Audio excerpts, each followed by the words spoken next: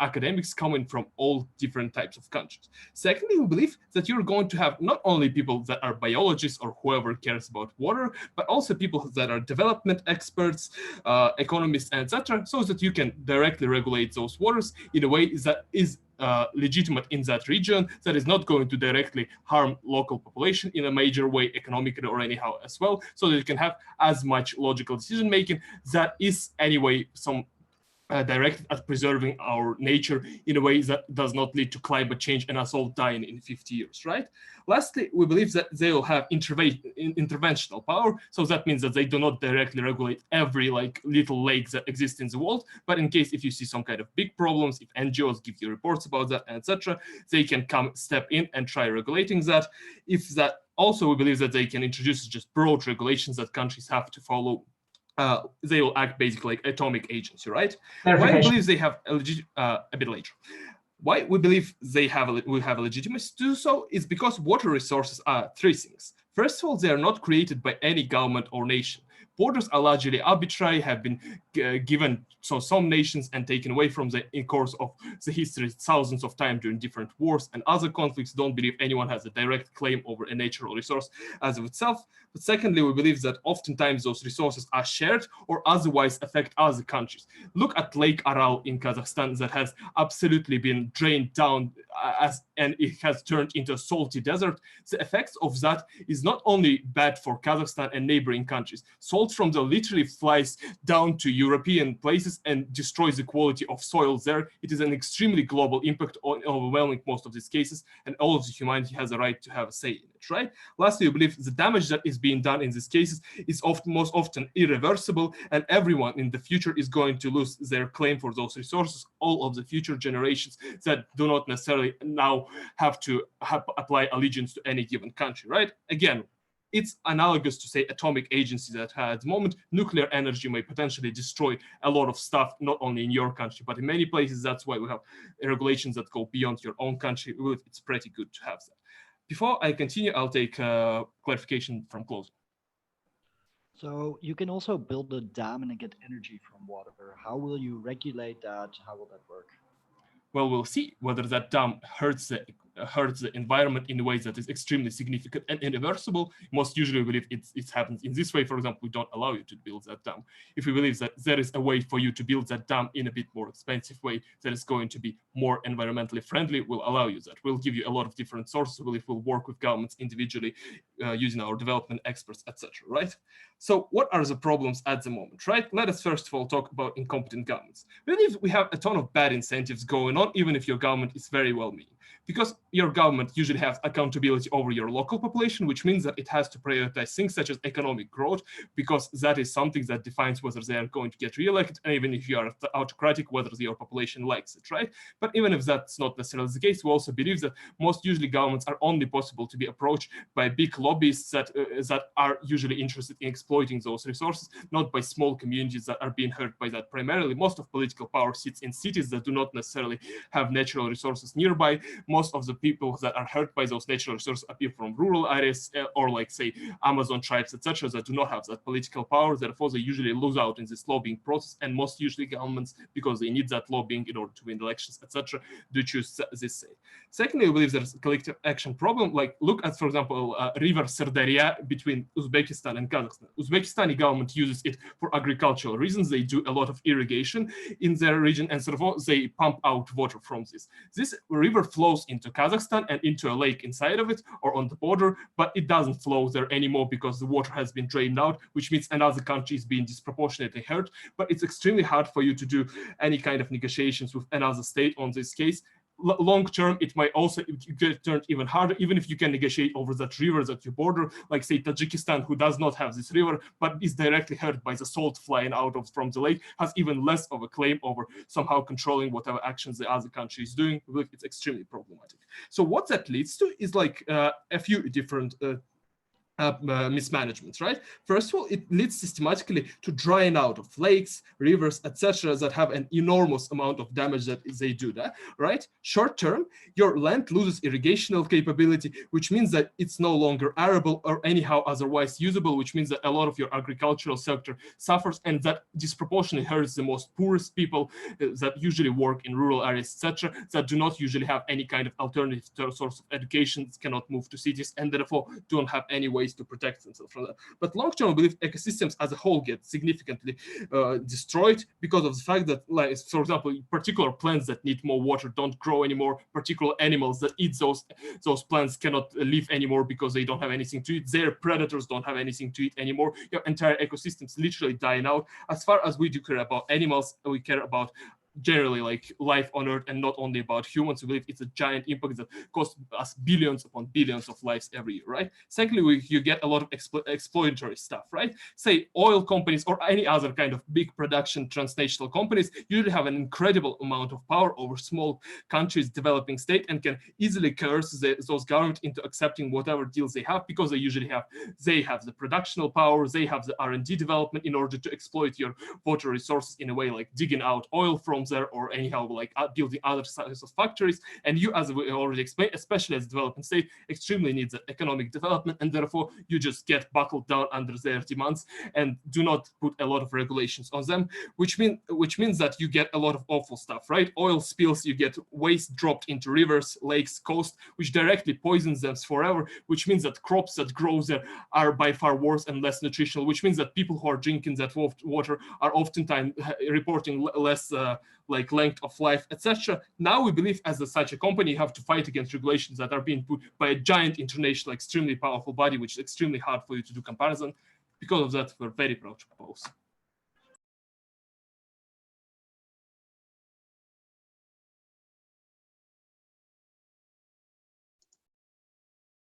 We thank the Prime Minister and are happy to call upon the leader for the opposition. Hear.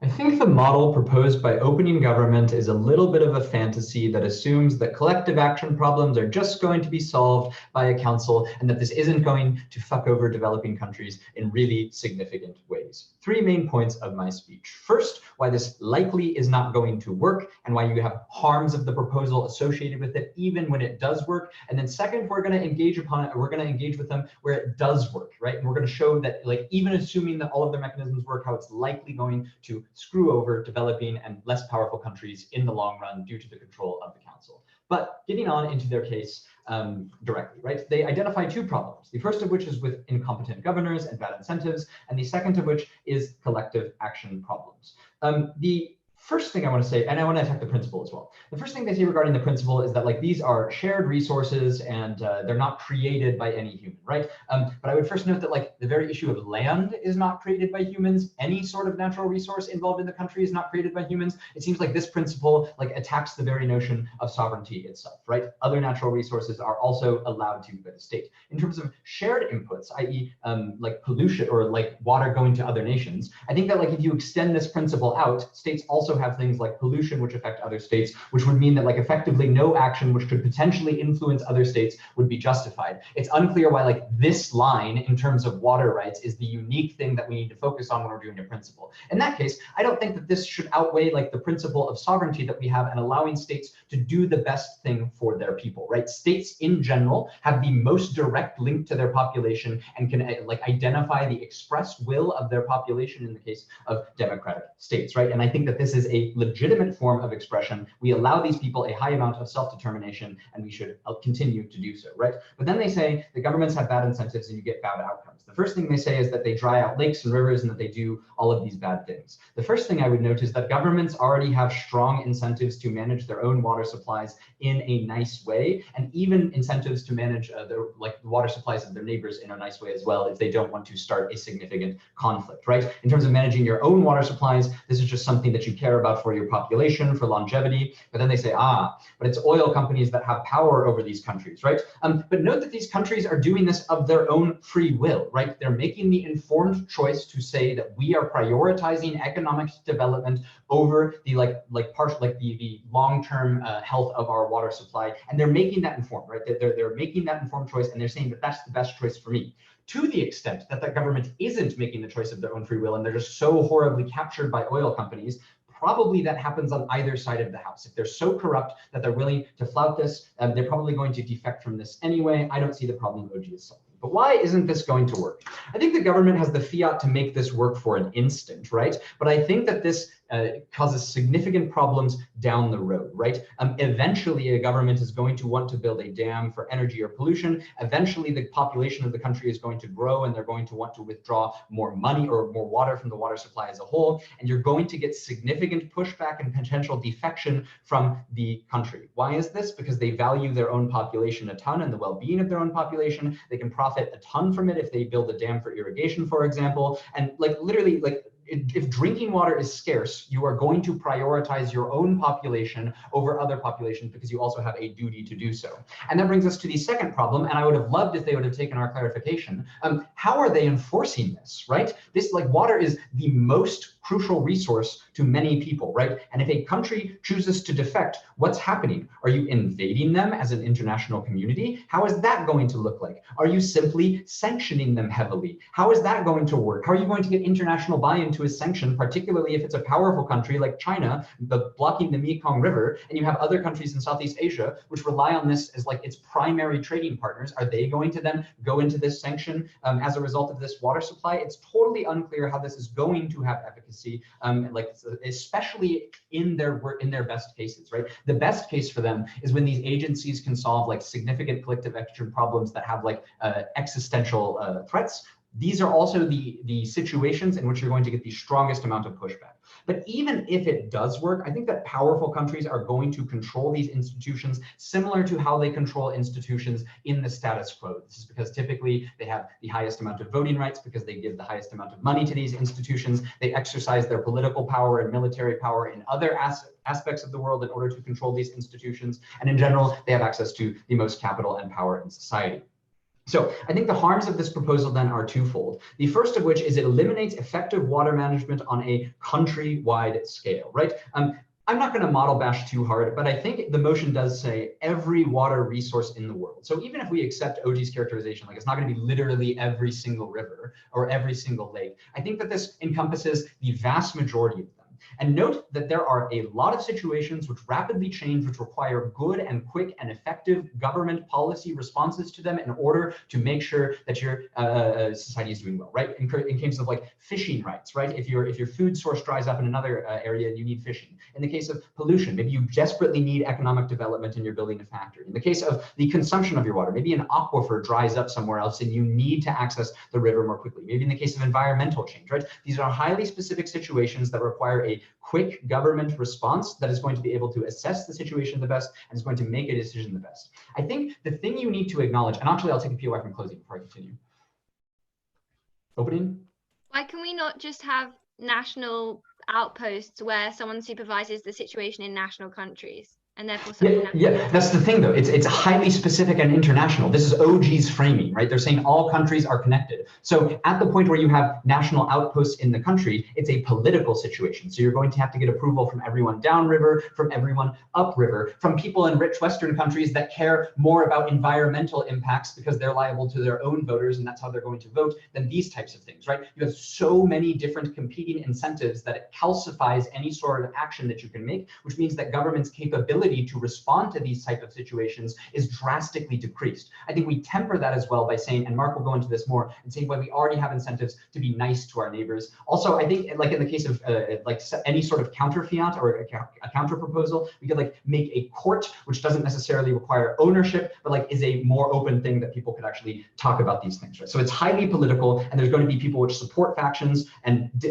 don't support other factions, which means that any sort of decision is going to be made slow, which means that big decisions that actually are required for your population to thrive are going to be made much slower and in a much worse way, right? I also think it's going to, and yeah, basically for these reasons, I would urge a vote in opening opposition. Thanks.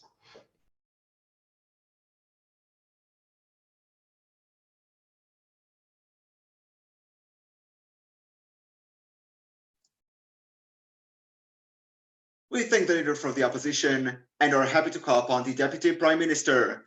Hear, hear.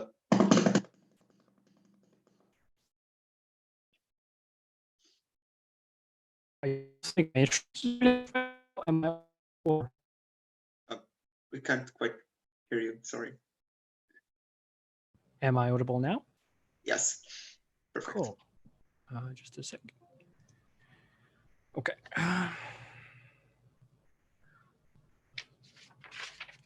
3, 2, 1. Two things in the speech. Firstly, why is it going to work? Responding largely to opening opposition. Secondly, why this policy allows us to have large numbers of developing countries not being in a completely screwed position, exploited by oil companies. So firstly, why this is going to work. So before that, opening opposition has a weird counterprop of like courts or whatever, right? Like insofar as this court means that this court has a jurisdiction to enforce certain types of changes to water policy of the country, we think that that's just like the same like as status quo. Like it really like isn't really much different in the motion. Like you're not really opposing the motion. So let's just throw out this comparative. Like this really shouldn't be in this debate. So firstly, why is this going to work? Opening opposition says like everyone is just going to defect from this, etc. Let's give you an example. There is a World Trade Organization. Most countries in the world benefit from free trade. If there is consistent free trade and free trade among different markets, countries can specialize. You can have trade with everyone. Everyone opens their borders to you. This means that you can have comparative advantage. You can grow your own produce in your country. The problem is that before the World Trade Organizations, there was collective action problem among different countries.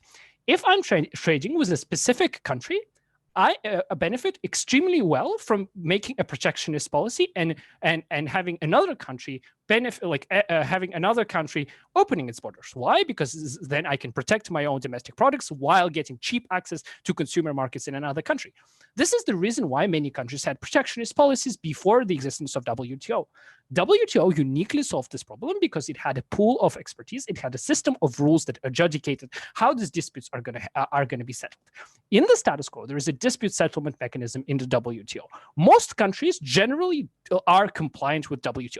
Yes, sometimes countries don't comply with WTO. Sometimes they do something bad and they get fined by dispute settlement mechanisms. Sometimes big countries don't get fined to the same extent, but most countries do because they know that the overall benefits that you're getting from trading well with other countries is better than not having that institution.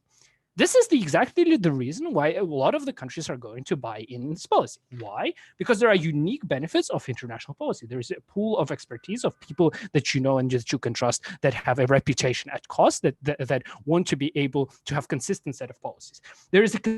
Secondly, there's a consistent set of policies and decisions. This body will probably want to have a specific set of guidelines as to how it's going to balance specific decisions. It's probably going to be a huge number of different precedents that are going to guide how this country is going to adjudicate a specific decision of building a dam, for example. So if you're building a dam in Ethiopia, you're probably going to rely on rules that were building this dam in another position. Why is this body likely to do so? Because it wants countries to buy in, it wants countries to not defect, it wants countries to participate in the enforcement mechanism.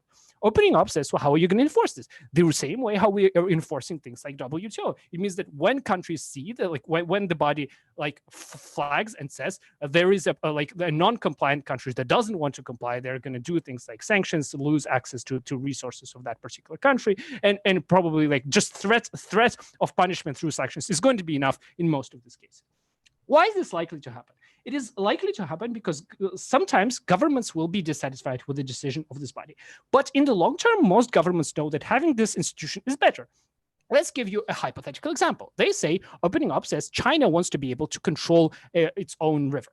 Look, China probably wants to control of a particular river, but it also doesn't want Russia to dry out the lakes on the border with China from fishing. It also doesn't want the United States to be able to consistently control South China Sea and to have huge amount of control there.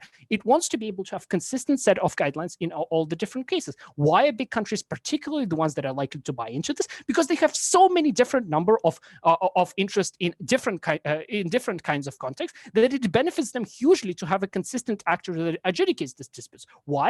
Because if you don't have, you always have to have diplomatic costs of consistently punishing different types of countries. Let's say I'm China. I want to screw other countries down the river line. This and there is this body, and this body says you shouldn't be doing this, China. This just unties the hands of Russia to do the same thing to you. That's why you are accepting the short-term benefits of that, because you know that the body in the long term is likely to function. That this is the exact the problem that we're solving. The reason why RLC is dead is not because all the countries in Central Asia want RLC to be dead. Is because they do not have an enforcement mechanisms that means that all of these countries are making the decision that collectively is good. Because at the point in which Uzbekistan, for example, complies with a certain rule, Kazakhstan has incentive not to comply with this rule and benefit in short term for themselves. It is solved uniquely at the point in which this institution works, and all of the benefits of that in all of the different worlds, short-term incentives and collective action problem don't result to mismanagement of resources, which is uniquely good because it affects people like farmers, etc., on those communities,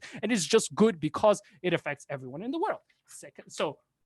Secondly, talking about developing countries, and this is what opening opposition says. Opening opposition says the developing country is going to be wants to freely buy into exploitation of oil.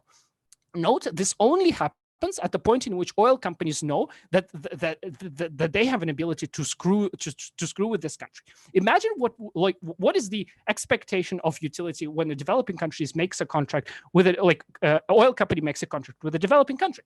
When they come and they know that this country will never just give up, defect this country, because it will screw all of the other rivers and it will hold international sanctions against this country. This means that this oil company is unlikely to have this contract. I will take CO before last minute.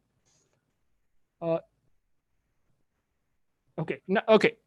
So you often have bilateral agreements which sort of manage the problems between countries. There is not that much of a problem. Okay, cool. So let's say I have a bilateral agreement with Russia, like Kazakhstan has a bilateral agreement with Russia. First, it's difficult to have multilateral agreement, but there is nothing that stops me from breaking bilateral agreement. Let's say I break the bilateral agreement and I'm screwing with my river. Russia screws back, and we have to have this diplomatic cost again of trying to negotiate again. Leadership changes. You still don't have a consistent policy. You still have to renegotiate this with every person coming and criticizing this kind of negotiation. You don't have these benefits of that in the long term. What do we have on our side of the house? At the point in which developing countries are not, oil companies cannot just simply come into those places, it means that these resources are not exploited. Opening up says, well, there is representation and democracy, etc. For half of the world, probably representation doesn't even matter in this debate, because these people are not represented properly in those countries, because especially the kinds of people that we're talking about, the most vulnerable people, the people who are relying on things like subsistence funds, are not represented at all. So it's not really the comparative in this debate. Therefore, we get huge benefit of having a consistent and good policy with pool of expertise proud to propose. For the opposition, and are happy to call upon the member for the government. Here. Hello, am I audible?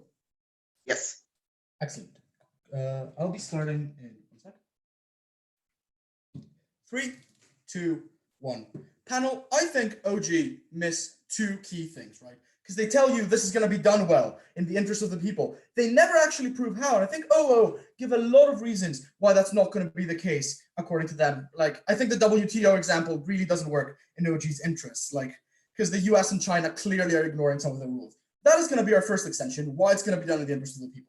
The second thing that OG miss is that they tell you, look, the problem is shared lakes between Kazakhstan and Kyrgyzstan, right?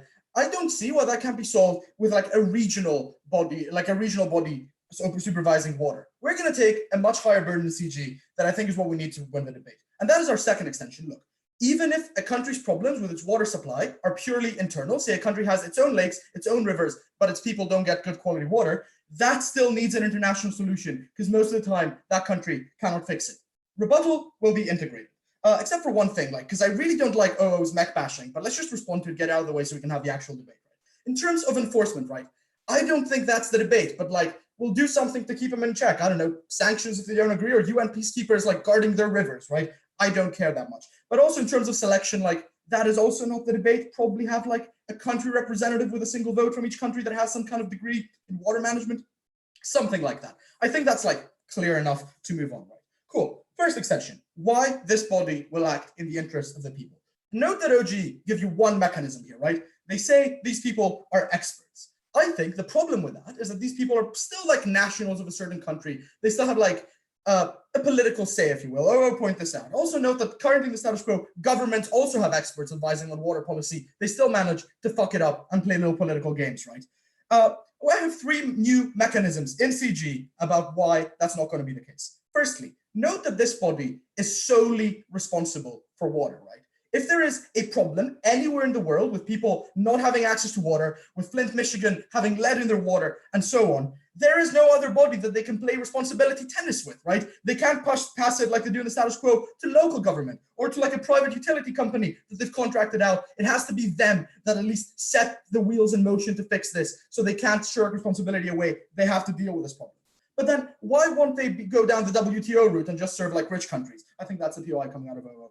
Here's the answer. Here's the second mechanism. Most of the time with these problems, there is a correct, right answer, right? And it's usually the answer that gives people access to clean water. But there are reasons why that doesn't happen. Either it's too regional, like for example, the countries involved in like two regional states, like Israel controlling Palestine's water supply and liking that because that gives them a lot of power over them, or China like putting dams in the Mekong Delta and like blocking water access in Cambodia. I think at the point at which you vote on this globally and there's a global body, I think most countries can see that, look, what Israel, what China is doing, probably not great. Let's vote against it because they don't have a vested interest in that particular conflict. I also think often the solutions are too unpopular for politicians, right? I don't think that in the UK, like politicians can convince the public to send billions of dollars to Sierra Leone to fix their like lack of access to clean water, right? However, I think on our side of the house, on the comparative, what happens is they don't give that money to Sierra Leone, they give it to their annual contribution to the global water budget, right? And then because it's their money, they get to distribute it however the fuck they want, probably giving it to Sierra Leone. Also note that in the status quo, most people give their money in terms of water to local municipal councils, meaning that not even the national government can distribute within their own country most of the time, which I think is bad. Also think it's more effective on our side because they probably have more expertise. The third reason is that I think water just becomes depoliticized over time. Why is that?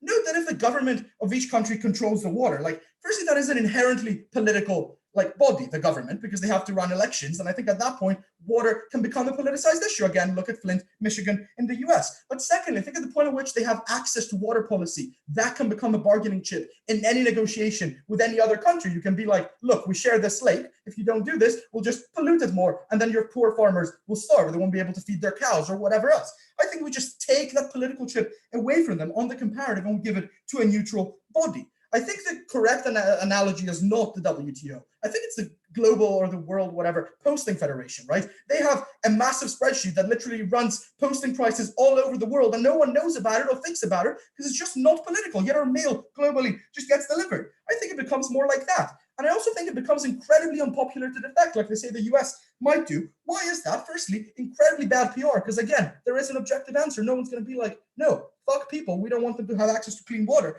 But also, secondly, I think over time you become dependent on them. When they're the ones who've installed your pipes, when they're the ones who control your water, when they're the ones who like, I don't know, potentially through some contracts build your citizens, you can't just leave without massive repercussions on your economy and your ability to have clean water. So I think it just doesn't happen, right? At best, it's a short-term problem. Let's now respond very quickly to what we hear about like powerful countries controlling it, because I think there are two responses that OG don't give. Firstly, rich countries always have water, so their voters just don't care, right? I know that when I turn on the tap, water's going to come out, so this is never going to be a voting issue for me. But also, secondly, I think poorer countries that need water can lobby together. Like these countries are predominantly in Africa and the Middle East because there are like droughts and deserts. They can band together and like control a lot of the vote to get water to them. I'll take a POI from OO if they have one now. So if enforcement is only realistic for small countries, there will just be a resource transfer to powerful states, right? Enforcement is not unrealistic for small countries. I have no idea where that's coming from. You need to do more analysis. I think everything I said applies equally to the US because we control their taps as well, right? Now moving on to water inequality, right? Because I think OG like talk about shared lakes, but I think the problem is much, much bigger. Firstly, note, water inequality is the biggest reason for like sustained entrenched poverty around the world, right? Because water is the one thing we need like several times a day. It can't be easily transported. And if you don't have it, like you need to walk like 3 hours either way to the nearest like body of water, meaning that you don't go to school. This predominantly affects girls, by the way, because families choose to make that calculus, unfortunately. I think climate change is also only likely to make that worse as places dry up. I think there are three problems, meaning that these countries can't solve it on their own. Firstly, money. They don't have it. On our side, we can reallocate it. But also note that the money already exists. We already spend it, but currently my additional like water taxes get spent on like minor improvements to the quality of my drinking water that I really can't perceive, versus that same money being given to an African country that really, really needs it, right? Secondly, I think global standards are better set on our side. I think it's currently unrealistic for Sierra Leone to set really high water standards, but on our side, where we set them globally, they still strive to reach those standards. Those standards existing is really, really good. But also thirdly, there are limitations of geography that stop countries from being able to help even if they want to, because Finland cannot send water to Sierra Leone because their pipes need to go through like 20 countries in between, right? And I think when they do help, their money ends up being wasted in like less efficient solutions like hydroplanes, like giving them a shipment of water every now and then. I also think that like for your own country, like building a dam can give your citizens water, but it can also like destroy your agriculture. On our side, we can like have a global solution, a particular area where water is produced, and make sure that does not happen. I'm very, very proud to propose. Thank you.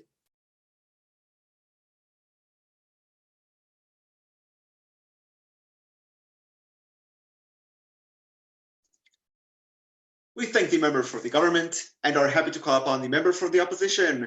Hear, hear. Am I audible? Yes. Thank you. I'll grab the timer. 3, 2, 1. One quick note on the counterfactual. We think it is likely to be specific bilateral agreements to be adjudicated on in international courts. We think there's probably huge political capital to create those if you are suffering from their concrete absence. I think while the opening government can present me with examples where that has not occurred, they have not presented us with structural analysis for why it is unlikely that they will be created. The fact that you will then fuck each other up and fuck up the agreement seems like something you solve by more treaty enforcement, which is possible by the counterprop of OO. So I think that's out. Let's talk about the rest of opening government, though, because their idea is this is like the International Atomic Agency. Note that that is not analysis or mechanism for how you can do this in a manner that avoids opposition harms. If you want to claim like mech fiat in order to address specific issues, you need to explain to me how you would mechanize in order to avoid things like international manipulation, etc. How do you do interest balancing? How do you do particular trade-offs where both countries have vital interests, etc.? If they wanted us to not talk about those, they should have come up with a smarter solution for how that doesn't happen in their 15 minutes of preparation time. We think the idea that academics make choices is not a sufficient mechanism for proving that. One, because for enforcement, you need big countries' consent, you need them to contribute. Two, basically all international organizations have some form of voting mechanism by which you put academics onto that council, and usually before that, they have expressed what their preferences are, what their priorities are, how they would address particular situations. But note secondly, that there are huge stakes for basically all countries in the world for having control over this, specifically for big countries, which often want to externalize the issues that they have with global water management to other countries, because you have a huge potential benefit from having it managed well. But note that if you are a country like the Netherlands, you would have a huge issue potentially also with other countries getting to manage how your dams run, because if they're badly managed, you're under fucking water. At that point, I think it is very implausible that countries would not massively try to manipulate this in their own interest. No analysis from opening government as for why they wouldn't be able to do so. That's that. What this motion does is it democratizes and it delocalizes water management in a very problematic way. Opening opposition on this says, and I'm quoting Braden here almost literally, big countries have a lot of power because they have a lot of money and they have armies and they have political capital. What we're going to do in closing opposition is two things broadly. One, we're going to prove why this is where there is a tipping point for why you can successfully exercise that international power into getting specific objectives met, namely for why you can make this voting mechanism do what you want it to do. Secondly, we're going to explain why and how this is likely to be destructive for smaller countries. How is this likely to play out? One, we think there will be a political game of voting for experts that will recommend solution X, Y, or Z for a specific situation, for e.g., should we build a dam here? Should we build the dam 10 miles up the river? Should we have this water being used for irrigation of agriculture, or should we use it for helping that factory run, etc.? We think that's like, by the way, note that like specifically filling these positions in the WTO is a huge reason for why refilling the appeals committee is such a fucking mess, and it's basically impossible at the moment. There's like a stalemate for years. Secondly, I think even at the point where they had fiated in, by the way, they don't, equal votes for all countries involved, we think big countries can offer short-term other benefits for friendly votes, the effect of which can stay as regulation forever, in the sense that You can offer to vote with another country on a resolution in the UN. You can offer them aid for something else. And those issues, because they can always be more short-term, significant, and more urgent to those countries' governments, will be decisive for their vote. However, I think that specifically when you wind up with problems, because smaller countries are being fucked over, usually that will only be one that is fucked over by any one specific situation, right? The dam doesn't fuck up every developing country. It fucks up one developing country that is now alone. And this is where you run into an actual collective action problem, because every country that country could potentially form a coalition with has more to gain from collaborating with the West than from voting with you. This means you successfully achieve regulation from the West in their favor to extract from those countries. What does this look like? Note that agriculture, energy production, and pollution are all things that almost directly arise from things that the West wants to have done, e.g. high-scale food production for both meat consumption, but also in general, for having like massively more energy to use in general, for being able to run factories which require huge amounts of water and therefore pollute the water supply because the water goes in and it doesn't go out clean. We think that means you want to have it outside. Note that currently the West is already manipulating things in order to make that happen, and we're going to be very comparative to that. Because right now, if you want to make that kind of deal with a country, you have to specifically offer that country something in exchange for being able to do that.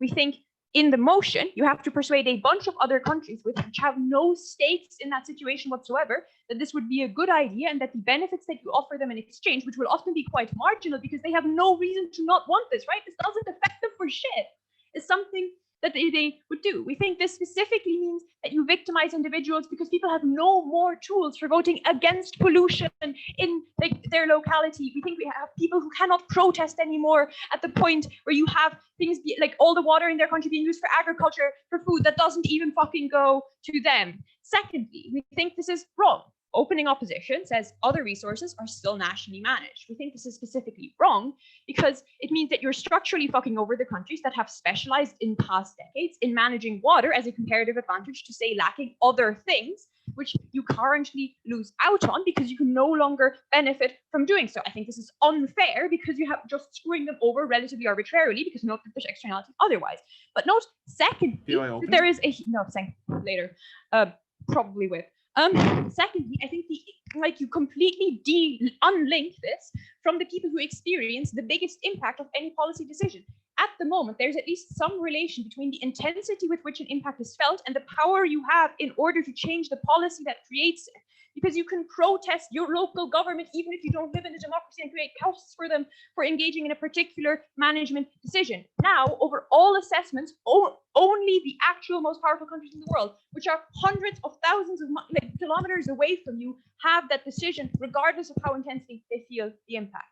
Let's talk about why it's better than status quo. One, I think lots of democratic countries that are very affected by water management, e.g. the Netherlands, have quite democratic water management. There's specific unique elections for how you should locally manage your water. That's pretty great. All of that is lost. Those countries now lose out on this. I think that's probably something that is bad. But secondly, even in non-democratic countries, I think they at least get some other local benefit that they can exchange for at the point where they are fucked over on specifically their water management. They can gain at least some benefit from it. Right now, they don't have anything. They don't have any control over it anymore. Their governments cannot fix it. They cannot even run on "we are going to fix it" because they have no control over it. There is no one with any particular reason to give a fuck about how things are going there. Government couldn't just prove why things are bad in status quo. They had to prove why they get better, and they fail. Vote CO.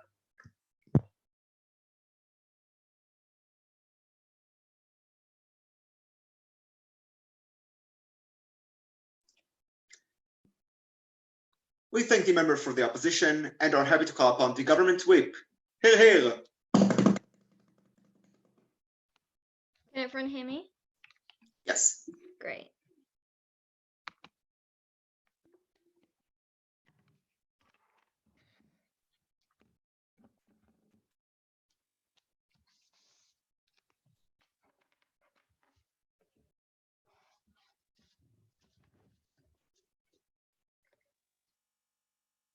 I think that the closing opposition pretty much ignored the entirety of George's speech at the point at which they focus on like why this is going to fuck over specific countries because it will be beneficial to the rest of the countries to do this, yet simultaneously they also just don't care about other countries enough to even like engage in the first place. So I think firstly that's just a tension in their case, because either countries don't care and therefore you probably have a better system because they are more numerically like powerful than this one superpower, and they probably will just vote with global humanity rather than like caring so much about the superpower. Or I think that like they aren't like benefited by fucking over one country because they know that like that country could be them in the future, and therefore they want to make sure that it is relatively equal because they don't want the superpower to fuck them over in the future. And I think that's why developing countries will still have an incentive to band together regardless.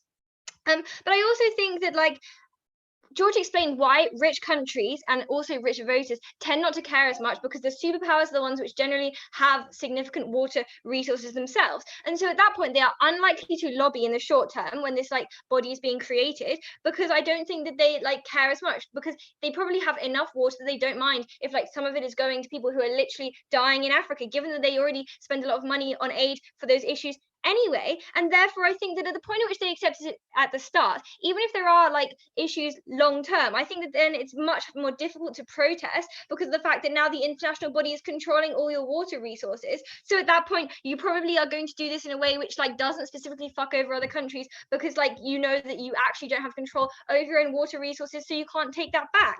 But secondly, they give this like thing about, oh well, in some countries there's really democratic control of water resources and now they lose all of that. I really don't give a shit if people in the Netherlands don't have control over their water resources. If people in Africa are dying because they don't have any water, I think that like the people in the Netherlands will still be fine, because I think that like they're gonna not go underwater because they will still have like control of like stuff they put around the edge of the sea to make sure that like the seawater doesn't come over their land. I can't remember what they're called, but I think that like the difference is that like in 10 and 20 years there are going to be people dying of thirst in Africa, and I think that firstly they're just much more numerous than the population of the Netherlands, but also I think that like it's probably just more important that we focus on them, given that they have enough water in the Netherlands to be able to survive.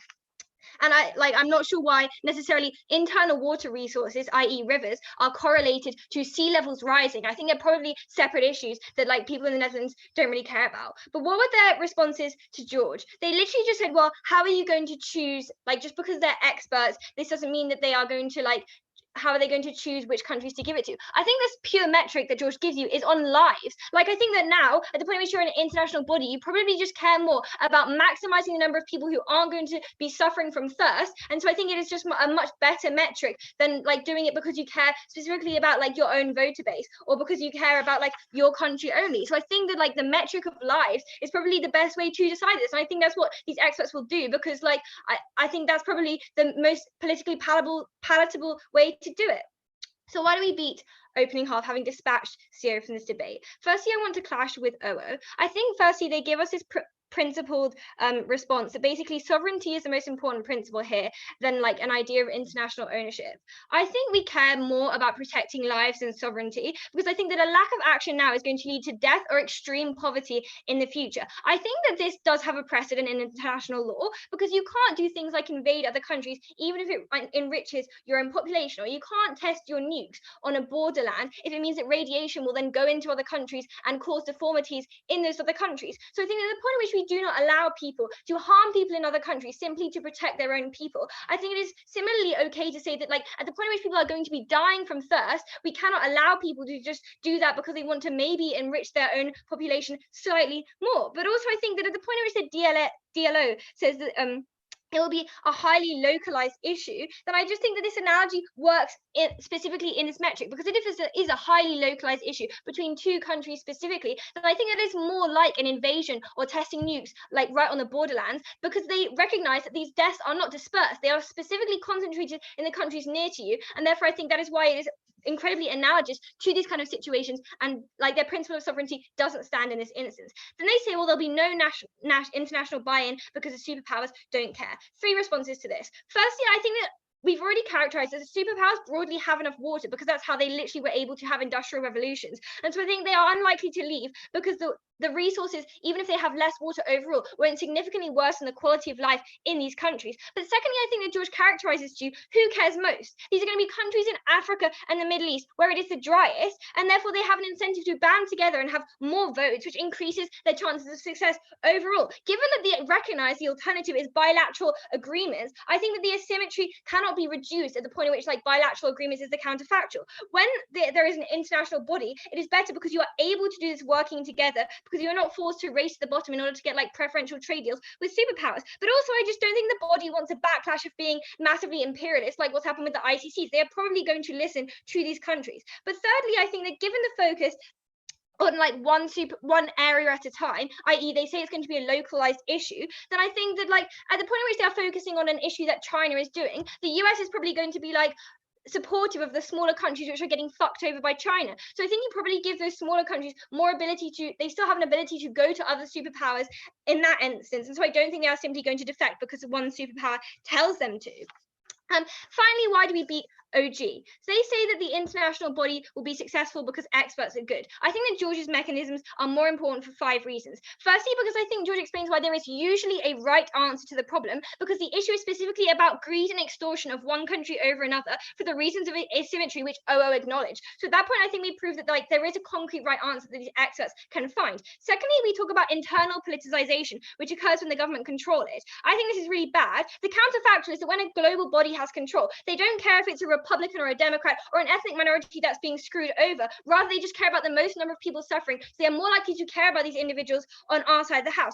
Thirdly, George explains why these regions have an incentive to band together, but also in the long term, why politicization, there will be less politicization because like the international body already has control. So it's much more difficult to just leave the body when they control all your water resources. But finally, I think we just take on the true burden of this debate, which is we explain why you need a global international body rather than simply a regional one. And that's because then you are better able to balance the superpowers and therefore overcome their power, but also because then you allow these countries in the poorer regions to band together versus wealthier places that don't need these resources as much. This can never happen at the point at which you are all within a region suffering from a lack of water, because then you start fighting with each other to control these resources. We protect these lives and we save the most number of people on our side. Proud to propose.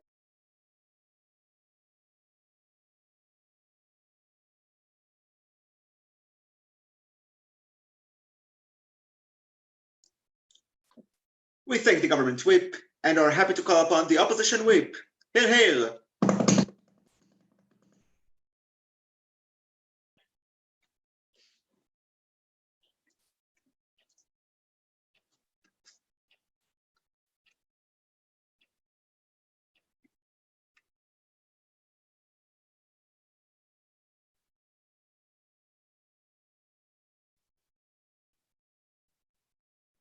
Am I audible? Yes.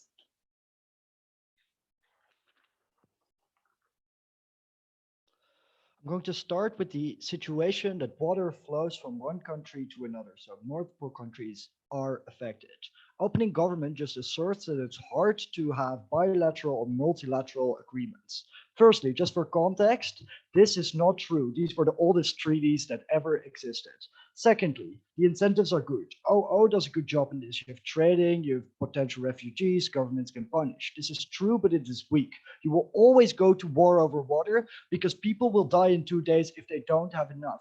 That is significant reason to go to war. If you have no water, that means no agriculture. That means people die. It means your economy is screwed up.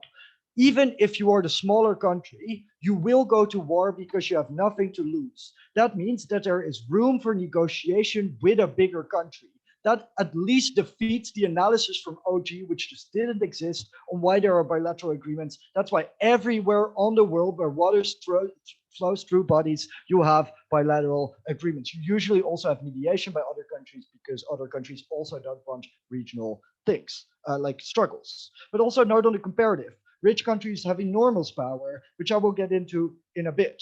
That means that they will always help their friends, right? They will also always help the richer country who then produces, which they trade with. So I'm very unsure on why on the comparative, it is much better on their side of the house because the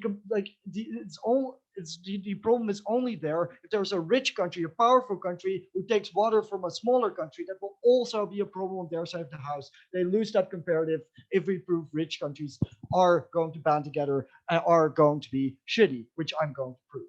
Secondly, I want to do one sort of loose point of rebuttal. They say that money will flow to poor countries and therefore you have higher standards and you just have better water and better pipes, etc. I don't think that there was a mechanism on why this happens. I don't think rich countries will do this. And I also think that if rich countries are willing to give poor countries money, then they're also willing to do that on our side of the house. I have no idea why that is in the debate. I don't think that. Also, one other loose point of rebuttal, CG saying that governments can do the blame game. I think this almost never happens because people care so much about water. So it's very hard to play the blame game. Even if that happens, it happens in a very small number of cases. I don't think this matters for the debate. Why do rich countries have more power? One, this was unresponded to and in CAT. That means that that is probably a problem. So, but I will repeat it just for the sake of it. Firstly, they can buy votes if it is on a vote basis. They can do political horse trading, especially because the benefits that you can get from that are happening on the long run. Well, developing countries are more likely and it's more necessary for them to help to do things on the short term, to prioritize the short term. So rich countries can do this and tactically buy up votes, make sure that they have bigger says. Secondly, technocrats come from the West. They are appointed at the West. They are promoted in the West. Especially when you know there's this international body, you're going to make sure that you're going to appoint the people who are going to work in your interest. Especially when you know that this is such a huge impact because rich countries really care about this, then you're going to appoint the people who are going to help you. Thirdly, you can threaten with a stalemate. You can threaten to not fund this organization anymore. You can threaten to pull out. Rich countries can do that. Poor countries cannot. So it means that rich countries overall have much, much more power in that organizational body than poor countries. All in CAT, all unresponded to. CG, go ahead. Or OG, sorry, OG. If you still have enforceable bilateral agreements on your side, the only delta is absence of consistent rule. And big, powerful countries strongmanning small countries in one-to-one agreements because they are powerful, as you described them. No. So how bilateral agreements work is the countries just do it together, and then you have like a court, sure, but there's no like international body doing everything in that country. It's only about this specific river, right? So that's definitely different. But also like enforcement, that's not a body with power or anything. It's not a body with technocrats. It's like entirely different. Okay, so why is like this important? CG said rich countries don't need water, so why do you take care? But they have other incentives: production of energy, agriculture, companies, all those things that are huge incentives which they always will prioritize. Now let's do away of. On proposition, on our side, it's not perfect because you have companies which can also influence one country, and that country also doesn't have perfect incentives because they care obviously about economic development and they can't always take on huge companies. Firstly, this only applies to extremely big companies. Secondly, countries really care about their like water supply, not only for welfare and economic benefits, but also for quality of life, because you know your people will hate you when you keep polluting the water. You know people will rebel if they don't have water because the alternative is death for them. You have other incentives than just economic benefits. So countries will like be able to step up against most companies. Like that will always be like in the vast majority of cases be the case. Let's compare that to when especially the West, but richer countries in general, have much more say over the way in which you're going to manage your water. Closing government here says that these are like easy trade-offs. It's easy to see what must happen. That might be some cases, but this is not the majority of cases. In almost all the cases, you're making the trade-off between agriculture and, for example, giving people more water to drink, or nature in your country so that people can walk in a forest. In almost every, like you're giving water to this company or that company. You're giving water to a dam or to agriculture. There's so many trade-offs involved in water, and it's almost always a political decision. That means that CG's case is very marginal, where our case applies to the most situations where water is needed. When this happens, you have the West with all their incentives and all their power to make sure that you are prioritizing economic welfare over quality of life, whereas the country itself has that incentive far less. Also, imagine you are a poor person in a developing country. Who do you have more power to? Your own country or this international body? You can literally do nothing. If you rebel, the West will not care. If you have bad quality of water, the West will not care. They simply not care because the harms do not happen to them. If nature is all screwed up, it doesn't happen to them. Even if they can claim some benefits when water flows through countries, which I think they don't, that's only a small part of cases where there's marginal benefits. We have all the other cases opposed.